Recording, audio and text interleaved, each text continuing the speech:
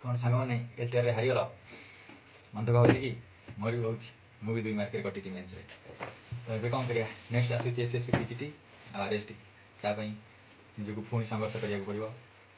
ଆମର ମେନ୍ କଥା ହେଉଛି ଲ୍ୟାକ୍ କୋଉଠି ରହୁଛି ସେଇଟା ଆଗେ ଭାବିବାର ଅଛି। ଆମେ ଉପରୁ ଉପରୁ ଯେଉଁ ପଢ଼ୁଛେ ସେଇଟା ହିଁ ଆମର ହେଉଛି ଭୁଲ। ମୁଁ ପ୍ଲାନିଂ କରିଛି ଏଥର ଫାଷ୍ଟ NCERT କଭର୍ କରିବି।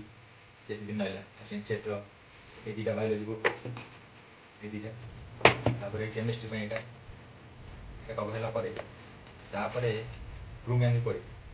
ତାକୁ ବି କଭର୍ କଲା ପରେ ଟ୍ରୁମ୍ୟାନ୍ର 2ଟା volume 1 volume 2।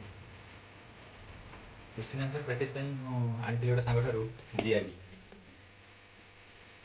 Botany plus physiology, ଏଇ 2ଟା ଟେକ୍ସଟ ବୁକ୍ ଅଲ୍ କିଛି ଇଣ୍ଡିଆ ପାଇଁ ତା ଦେହରେ ପ୍ରବଳ କ୍ୱେଶ୍ଚିନ୍ ଦେଇଛି।